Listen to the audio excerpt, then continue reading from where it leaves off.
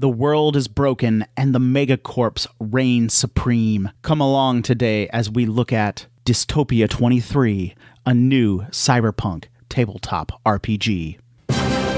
Welcome to DiceGeeks.com Tabletop RPG Show. Level up your RPG campaigns by filling yourself with stories and knowledge. Explore topics from archaeology to film history to writing to literature and much, much more. This is DiceGeeks.com Tabletop RPG Show.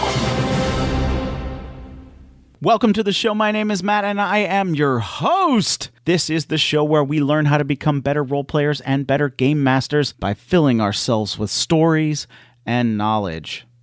I am the author of tabletop RPG resource books like the Book of Random Tables, Dungeons for the Master, and many, many more. You can find those at dicegeeks.com. You can find them on amazon.com. You can find them at drivethrurpg.com. All you have to do is search for Dice Geeks, all one word, and you will find some awesome resources that will help you play your favorite tabletop RPG just a little bit better. Now, it is my intention with this show to bring you fascinating guests each week where we can learn more about tabletop RPGs and how to become better role players and better game masters. Here is the interview. My guest today is the designer of Dystopia 23, a cyberpunk tabletop RPG, Jason Carruth. Jason, welcome to the show. Hi, Matt. Thanks for having me. It's great to be here. No problem, and it is a pleasure to have you on the show. Let's just start off. How were you introduced to tabletop role-playing games? I've been role-playing for a long, long time, since about 1982, and I got introduced, as most people do, I think, but to D&D. I played basic D&D, if you want to go right back to the originals, then expert and advanced. It was just through school friends, but yeah, then I've just played role-playing games ever since, pretty much with a break in my 20s, where I was, doing all the other things that one does. But I've played all sorts of role-playing systems and been messing around with those role-playing systems, doing rewrites and house rules from right in the early days. That's interesting that you would say you first played in 1982, because I first played Dungeons and Dragons in 1982 as well, and I was 9 years old, and it was a lot of fun, and it kind of changed the kind of the direction of my life a little bit. It becomes an obsession. Yes, it does, and so that is interesting to hear. So now, since you said you were playing Dungeons and Dragons and you played other games, what then kind of, you said you were doing some house rules and stuff like that. What do you think it is that kind of led you to start tinkering and designing a game? Yeah, I think that's very much a personality thing. I know that some people can just come along to a game and they just get into the game and just accept the game for what it is. I'm someone who's never really accepted things just as they were. If I find a flaw in something, it irks me, and I want to change it. So that's where I've messed around with systems a lot and added things to, taken things away from systems, and that ultimately ended up in me writing systems. And now I'm an obsessive system writer, and I can't help myself. I write about 4 or 5 systems every year. That's not complete games, but that's just gaming systems. And once I get one in my head, I have to put it down on paper. 4 to 5 a year? Yeah. It's a bit crazy, isn't it? I mean, it's just the essential mechanics that I will get down. I'll get a mechanic in my head and I'll go, I've got to put that down, and I'll spend however long that takes, a few days or a few weeks or whatever, to get that system, just that core system down. Then nothing really happens with most of them. They just sit there, but they then become ideas for things that I do later on. Okay, so you don't publish most of them? No. Dystopia 23 is the first game that I will have published. Wow, but you create 4 or 5 a year. That's fascinating. Yeah, in a basic form. But, in a basic form. Yeah. Yeah. I'm obsessed with systems. It's kind of crazy, really. And that's where I play systems made by other people, and I'm sure they're fantastic systems in many ways. But I'll find very quickly something I don't like, and I'll go, no, we need to chop and change this around. Which is why these days I pretty much only play systems that I write. Okay. Yeah, that's interesting. So where, I guess, what was kind of the genesis then for Dystopia 23? Yeah, well, that goes back to the early 2000s. Obviously, as I've said, I've been writing games for a long, long time. I got into playing with a crew back then, and there was a guy in that who was, you could argue, either a very good influence on me or a very bad influence on me, who was obsessed with hyper-realism in games. And we started playing these games that were hyper-realistic and got really obsessed by this idea of creating super realistic games. And so I wrote a game system which was incredibly realistic. And it was so realistic that you could calculate the armor penetration of a bullet as it passed through a window and a car and a fridge, and then what kind of impact that would hit your body armor at when you're standing behind the fridge. That kind of craziness, that's where we were going with that. So I wrote that, and that was a really good experiment because that taught me a number of things. My gaming group generally plays on a Friday night, so everybody's been at work the whole week, and then you're playing through. In those days, we would play through till 2 or 3 in the morning, and trying to see people deal with reasonably complicated mathematics at 2 o'clock on a Friday morning after a full week's work. It very quickly allowed me to realize that I needed to tone a few things back. I rewrote that system a number of times into ultimately what it became today, and it's been rewritten based upon our play testing 2 or 3 times. Probably 3 or 4 times the system's been rewritten in a major way. The idea behind the game is a bit of the game setting is a little bit it just sort of developed organically, really, because I didn't start by going, I'm going to write a Cyberpunk game. In fact, I probably wouldn't have even been able to tell you what Cyberpunk was back then in a good definition anyway.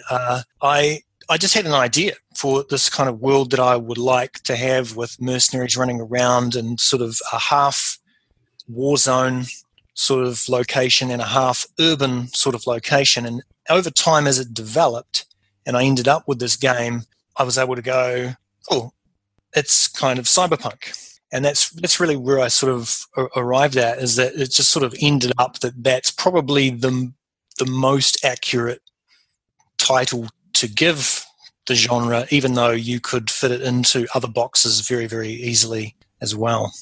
Kind of interesting hearing you talk about like the hyper realism about the bullet and things like that, because I think there was a time when role-playing games were moving that way. And then in the early 2000s, people rebelled against that. They started breaking against that. And now, of course, nowadays we have a lot of games that are story games where you may just say 3 things about your character or something and write them on a piece of paper, and that's your character or something. So I think that's interesting that you would say that. Now, as the game, sorry, Matt. Yeah, just to launch off of that. I mean, sure.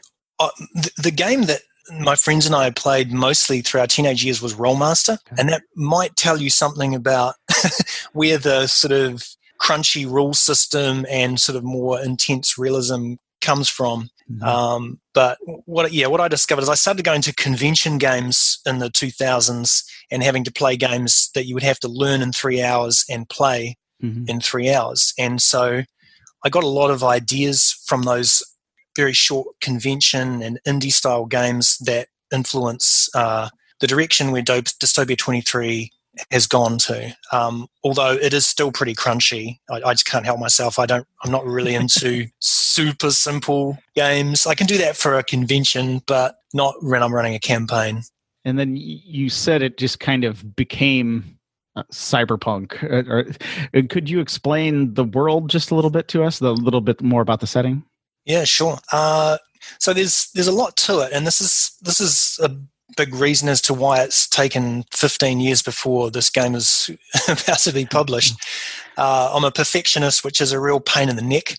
So I've gone into enormous depth in terms of writing the backgrounds of every country in the world setting and every mega corporation that is involved in the setting as well. And there's 34 mega corporations. There's a good 2-page write-up for each one of them, which traces their history from today through to what they are in 2233, which is when the game is set, and so there's a lot of intense sort of components happening in the game, which sort of I think add to the realism of the game. And what I've tried to do is create a game that feels like it really could be something that would happen in the future, as opposed to, like, there's no dragons or orcs or magic in this game. Sorry to disappoint some people. I've tried to sort of go, what could the world actually be like in 200 years? From one perspective, and that's the direction that I've really headed in with the game. And so, from the cyberpunk sort of perspective, if you play it in an urban environment, it does have a very traditional sort of cyberpunk feel. So you are a team of specialists who run around trying to make money or work for some sort of higher cause. Perhaps you're environmentalists, or you just really hate mega corporations or something like that. And you are working together to try and overcome these enormous antagonists who are working against you. And you really don't want to get on their radar. So mega corporations are so big in this game that they can just crush you like an ant. And so you really have to work in the shadows and be very, very clever about how you do things. So it's certainly not a game of I'm just going to grab my gun and go and solve the world's problems with my pink mohawk flying around in the wind behind me. You have to be very, very clever to use a variety of skill sets to overcome these individuals. So the world, I guess, in short, there's an economic crisis which happens this year, I believe. It will have already happened. Okay. But I chose an economic crisis because I think everybody can relate to that. Mm-hmm. We've seen them recently. So there's an economic crisis, but this one was so big that it effectively broke the world's economies. It caused just a huge collapse of the business environment as well as just the civic environment. So there's a huge amount of poverty. There's a huge amount of corruption in government because the only corporations that managed to survive were ones that joined their forces, and so they've eventually, over that 200-year period, become huge. And there's a strong sense of paranoia in the game, which is quite enjoyable, unless you don't like playing that way.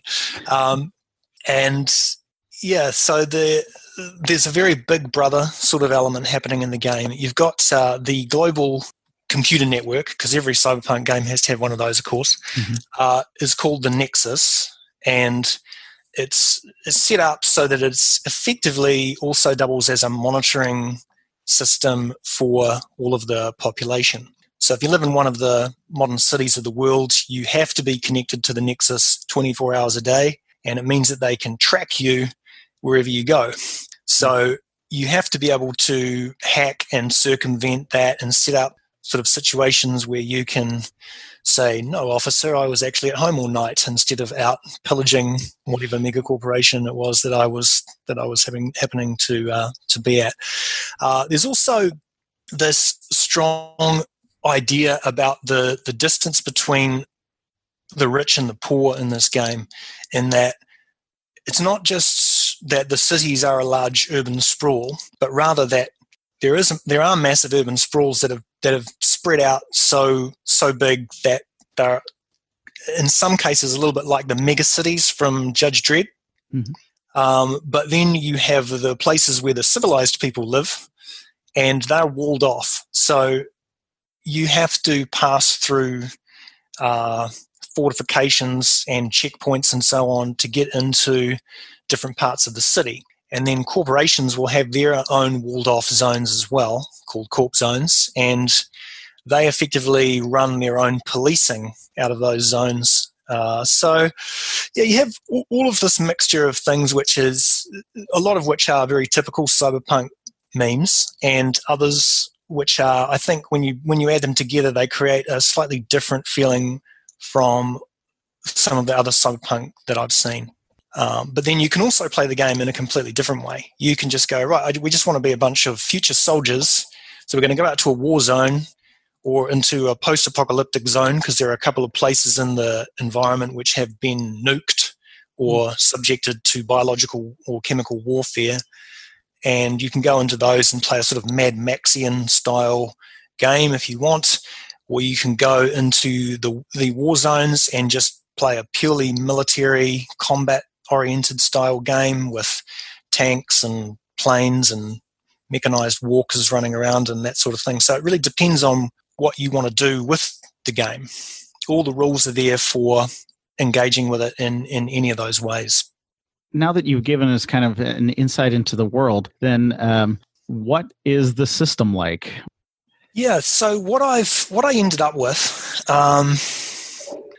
is a customized dice system. So you're still using the same traditional types of dice. D6, 8, 10, and 12 are what you use in this game. So effectively what you do is you start with a D10, which is called your standard dice, and you get to roll that for everything. And if you roll a 10 on that dice, it explodes. So it uses an exploding dice system, and then you just get to roll again and keep adding on. And that's an infinite exploding thing. So if you keep rolling 10s, you can keep going. And that just sort of means that if you're faced with a situation where you've got a character who's completely unskilled, they still have a chance of being able to succeed in that particular endeavor. So the next thing is the way that skills work. And so skills add dice to your dice pool effectively. And they just progress up from a D6, D8, D10, D12, then an 8 and a 6, all the way up to rolling 2D12 for skill dice. So yeah, you get an enhanced dice pool as you progress up in the skill levels, and then your attributes add just a raw bonus to the roll. And so some of the rolls that you'll be going for will just be a targeted roll. So you have a target that you're trying to hit, and you need to hit that target. Other rolls are contested rolls. So all combat is contested. You roll to attack, you roll to defend, and then if you're doing some kind of an interaction roll, like you're trying to persuade someone to do something, that's contested as well. And so, yeah, you just use this combination of things. And then there have been, over time, I've added other factors to that. So there are special points in there, which we use little glass beads, and they allow you to just gain a raw bonus to a roll. You expend them and then they're gone, and you don't get them back until the next session, sort of thing.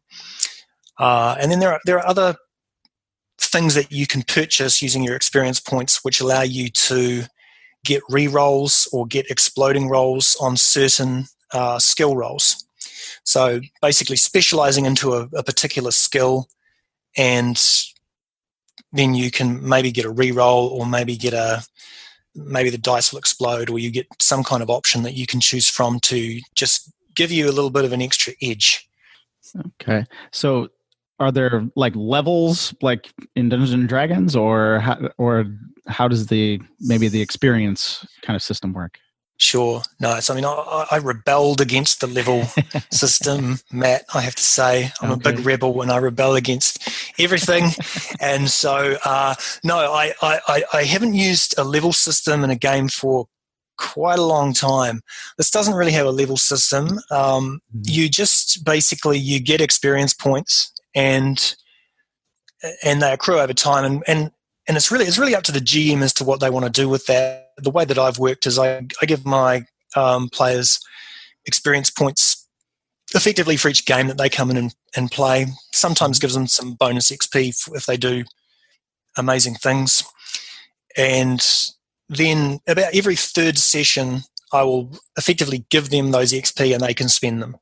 And so you just end up with characters who have a certain number of XP, and that really defines their skill level.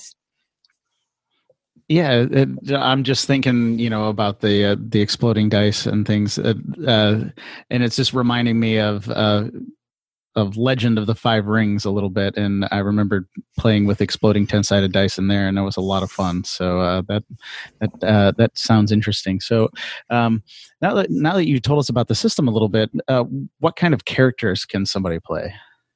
Yeah, if you rebelled against levels, did you rebel against classes as well? I probably haven't rebelled as much against that. You do have professions, but what I don't like doing is locking people into this is what you are. Uh-huh. And so as soon as, a player decides to make a choice, I'm going to be a cleric or something. Mm-hmm. And then they play, and a year later they're going, I'm a cleric. I wish I was something else. Mm-hmm. I don't like people being locked into something. And so even though you choose a profession, you can still develop anything. You're not really boxed in. And the idea really is to have a good, broad spread of skills in this game. Otherwise, you'll find yourself caught out in a lot of situations. But I have used professions. I've used two mechanisms, really, I guess you could say. I've used archetypes, which is a general, I guess, way of playing a character, and then professions, which are sort of subgenres inside those archetypes. And these are they only really define two things in the game, and that is, firstly, the skill packets that you have to choose from when you develop a character. So the character development system is based on a points expenditure. You get about 425 development points, and then you also get just some freebies that you get given as well. And so you have to use those to purchase everything. So if you want money, you have to buy it with development points. If you want to have contacts, you've got to buy those with development points. And then, of course, if you want skills and so on and so forth, cyberware you have to purchase with money. So there's a lot of different ways that you can manipulate a variety of the options in character development to get really, really unique characters. It's a reasonably involved process developing a character in the game, but it means that no two characters are the same. And so I mean, to answer your question onto the professions that are available, you've got a covert archetype, which is one of my favorites, and in that you can be a ghost, which is just a general guy who wanders around breaking into stuff and is good at remaining in the shadows, as it were. And then you have effectively the corporate and the government version of those as well, so that you can style your background as to, I used to work as a black ops specialist, but now I'm a freelance operative, that sort of thing. And they have slightly different skill options or sets of packets that are available to them at the beginning, depending on what you choose. And so you could be, black ops is the military variant, and a corporate infiltrator is the corp variant. And then as you go through those archetypes, there's a military one. There's let me just make sure I can remember all these. There's a defender one, which is sort of if you want to be a gunslinger or if you want to be a lawman, you can choose those sort of things. There's a fighting archetype, so you can be an assassin, a bruiser, a razor boy, or a gangbanger. So close combat fighting is a thing in this game, even though I know a lot of people think that in futuristic games you should only ever use guns. There's been quite an effort made to make sure that close combat fighters are actually pretty damn good in the game. Then you've got a bunch of hacking archetypes, corporate government, Nexus security, and just a straight up hacker. There's talking archetypes, con artist, government facilitator, corporate negotiator, and then you've got some techie oriented ones.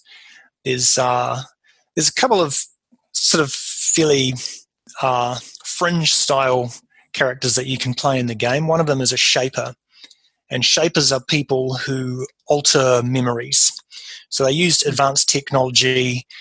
They get someone down on their table and they start messing around with their brain cells, and they can remove memories, they can alter memories, they can wipe someone. So that becomes a feature in the game as well. Megacorps like to grab people and wipe their memories if they think they might be a problem, that sort of thing.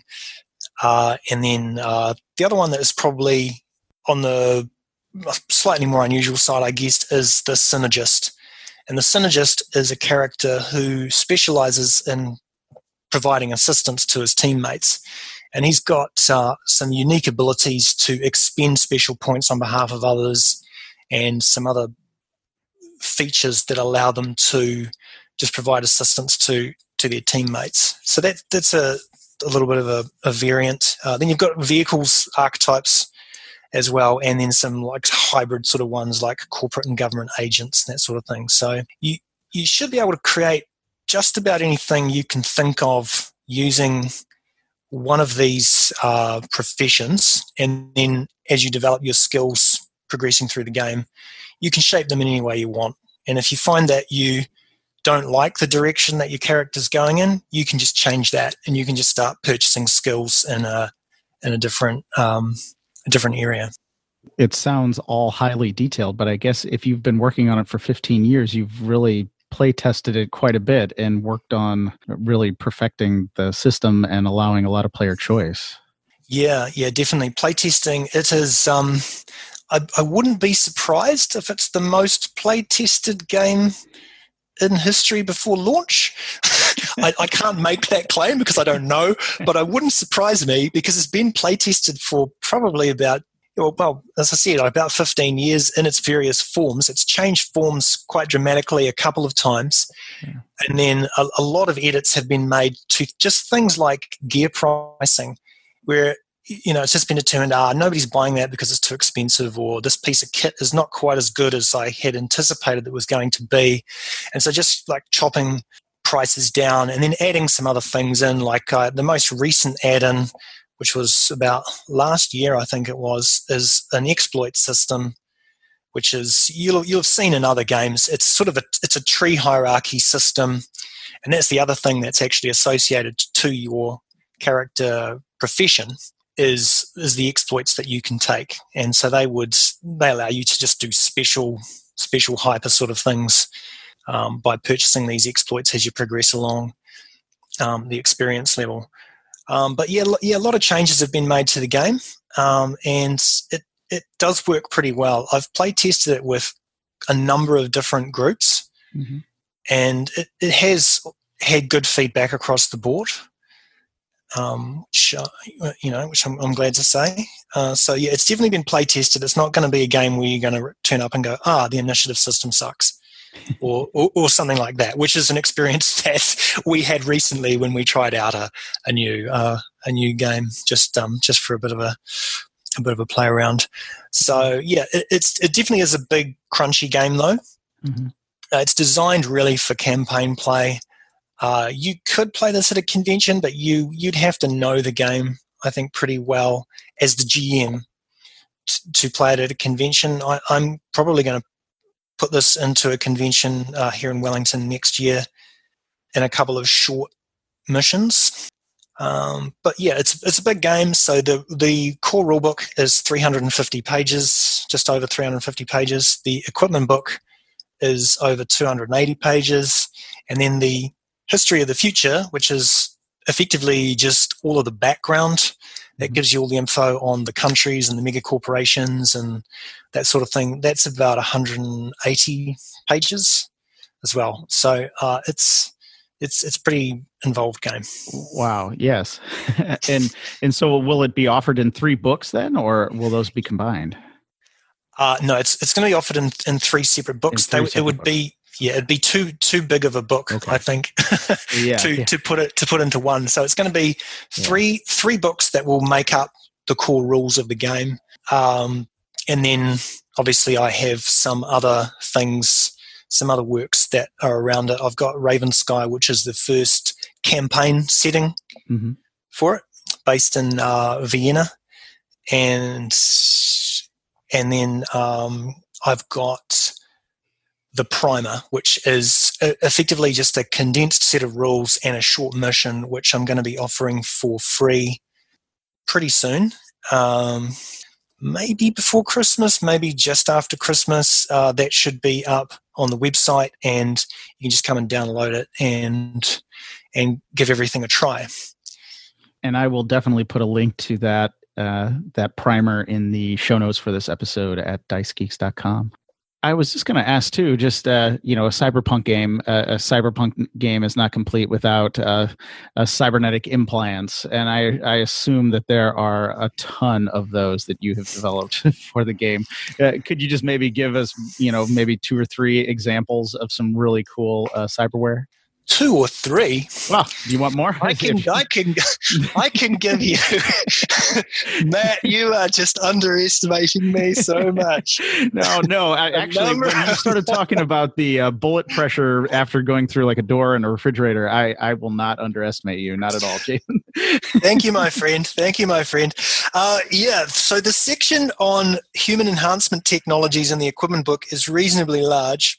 Uh-huh. And of course, that's part of what makes a cyberpunk game cyberpunk. Yeah. So you've got all of the stuff that you would traditionally want to find in a cyberpunk game. Cyber arms, yeah. There's 4 different styles of cyber arms that you can have, and then there's upgrades that you can put into them.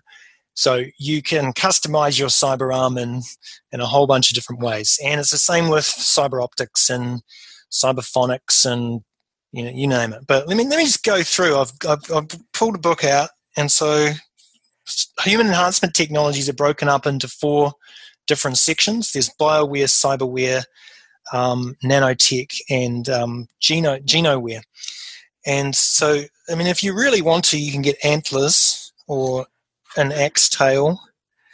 There's things like bioenhanced mutagen generators. So I've gone to town with making up some pretty odd stuff in there. You can have a biospawn implanted into your body, which is effectively like a living organism, and that can then sort of run off your body and go and do various things as you want it to. There's all sorts like of things. What? Well, it would function a little bit like a drone. Okay. Yeah. So okay. you could have a sort of a psychic link with your biospawn, and so you can get one that is effectively like a fly that will just fly off your body and go and act as a little surveillance device for you. Or there's a toddler spawn, which has a very small pincer or bite attack, and often though these will just be used for keeping an eye out on things. There's all sorts of things for stopping bleeding, because as a game based in sort of reality, a lot of deaths will occur from bleeding out, so you don't want that to happen. So you've got blood oxygen enhancers and hemoglobin replicators, things like that. You can have bunny juice to make your eyesight better. There's enhancements for all of the basic attributes, but you can also, if you wanted to, you can have your skeleton replaced with cartilage and then get wings so that you can fly if you really want to do it. So it depends on how freaky you want to go. I've provided the opportunities to get pretty freaky with your cyberpunk game, and then you can just use which bits you want, and don't worry about the other ones that you don't want to use as a GM in your game. So let me just see. I'm just looking for the strange things at the moment. You can get a shark head if you want a shark head. Oh, well, okay. But yeah,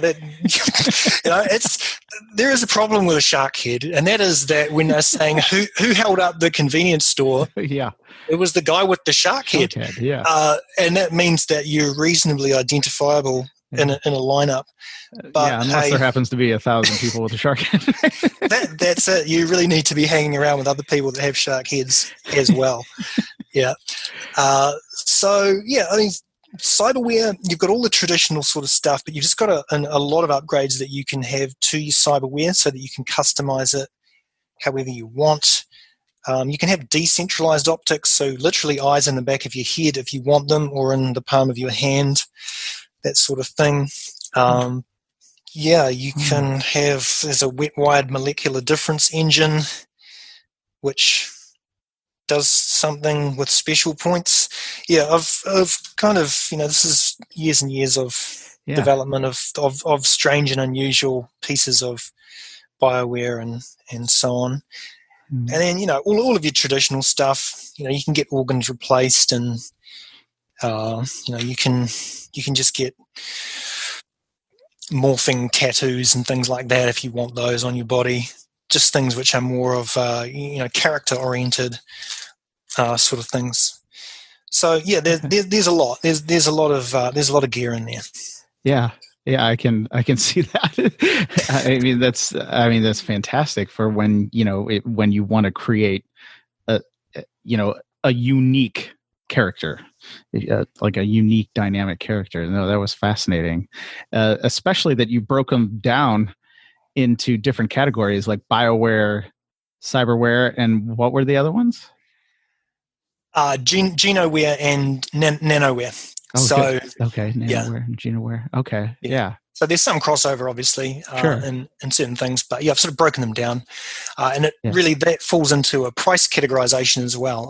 You can get a lot of cheaper kit if you want to come in and have a smaller bonus from Genoware and Nanoware, or BioWare tends to be very expensive, and then Cyberware is cheaper, but it's obviously visible. It's obviously going to set off metal detectors, and it also has a malfunction rate as well.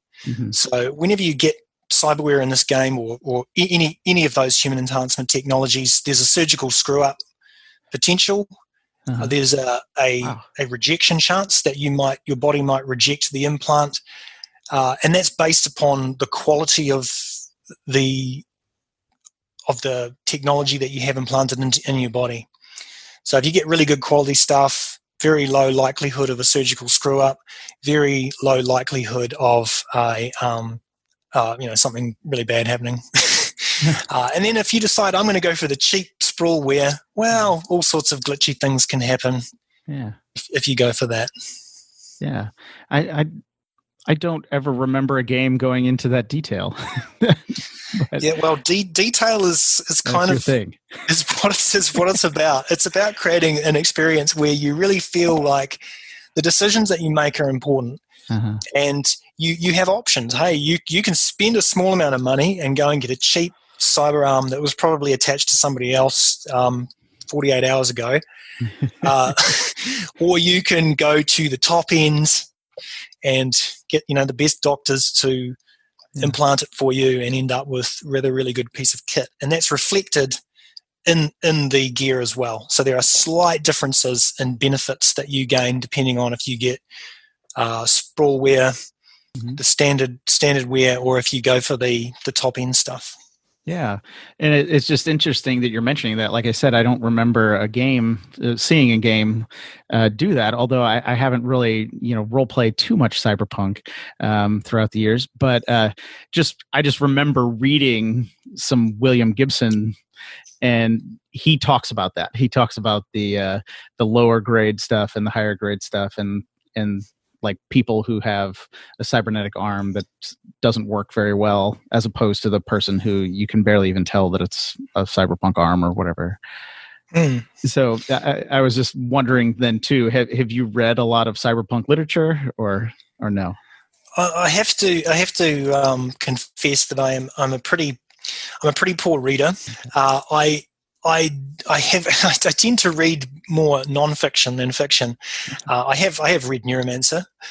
I find it difficult to be honest. This is part of my pickiness again, as I get really bored with a lot of writers. There are some writers who I've read everything that they've done because I really like their writing style, and most writers I get bored with. And to be honest, I spend so much time in the creative process that I don't actually spend that much time, just reading for pleasure, that sort of thing. So I haven't read heaps of Cyberpunk. I've read bits. I'm an avid movie watcher, so I've watched every Cyberpunk movie and probably every other movie that you can imagine. I should read more. I know I should. I'm a bad boy. But I write as well. I mean, I find it easier to write a book, to get into the mode of writing a book, than reading a book. And it's just part of my creative process. I prefer to be making something than to be observing something, I guess. Obviously, the people who listen to the podcast are role players. They also run a lot of games. I'm just thinking with some of the detail and stuff that you're talking about here. When you run a game for Dystopia 23, do you write out a complete scenario, or I would think you may, but do you write out a complete scenario, or do you kind of let things happen? Like, how do you prepare to run a campaign or sessions for your game group? Yeah, so I mean it's kind of two different questions, because how I would run a campaign or how I would prep for a campaign is a little bit different than how I would prep for a game. Okay. And I guess I am a preparer, but I've also been GMing for a really long time, and so I know that your preparation is only worth so much. Once the players decide to do things completely differently from the way that you have anticipated. So I do a combination of more intensive planning and less planning. And I guess that's sort of based upon knowing my group and knowing what I need to do. So for a campaign, though, there will be a lot more thought that will go into that, because I want to have a direction that I want. Like my objective is like, where is this ultimately going to end up? What's the big play for these characters? Where do they need to get to complete this idea? Because I don't really like just going into a campaign just going, let's just have a campaign that's set in a post-apocalyptic world. I sort of want to know, well, what's my end game here? Because otherwise you can get into this drag where the campaign just feels like it's not really heading anywhere.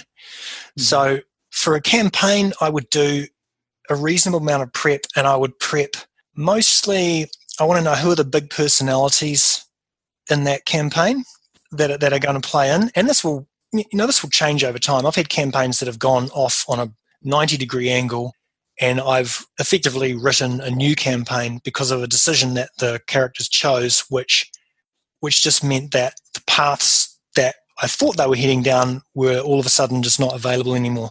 But I try to have an idea about what's the end game in there with a campaign. As to individual missions, I do plan them out a reasonable amount, I guess. But I try not to overplan, because that's the problem with that, again, sort of perfectionist part of my nature, is I know that I can do too much and end up with pages of stuff that is not being even encountered. So sometimes I will wing it.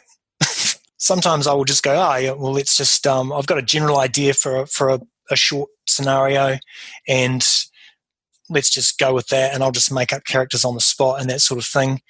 And I think there's some value in doing that. And then other times I will have a scenario that's more plotted out, and it's generally in, I guess, sort of more in note form now. So yeah, it really depends, I guess, and what I'm trying to achieve with that. Like if there was a big narrative that I wanted to include, like if I wanted a really detailed description about something, I would probably write that and then just read that to the players so that I can have a little bit more of an artistic expression in the game. But often, it's a combination of reasonable planning and winging it. And then, of course, when the game actually starts and the characters or the players start making their decisions, then you have to improvise all over the place.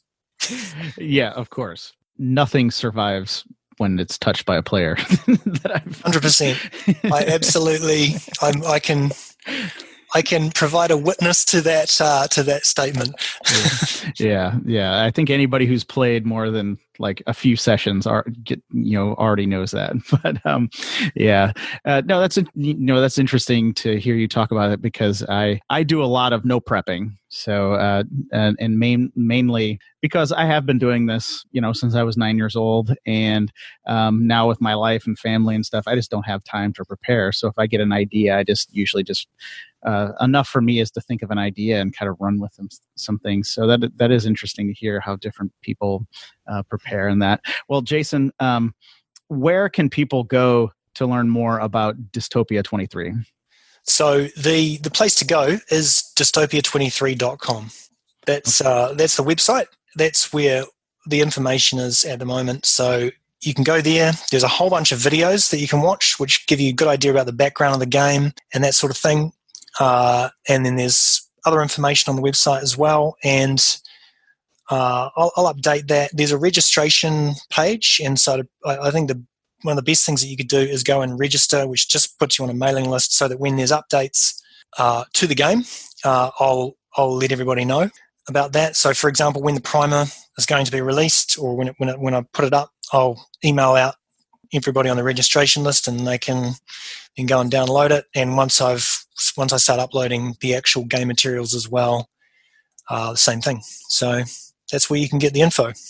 Okay. And then, as I mentioned before, I will provide a link to the website as well as the primer when it is available.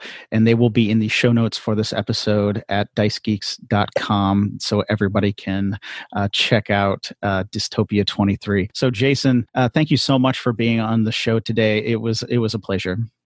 Hey, thank you so much for having me, Matt. It was really great to have a chat with you.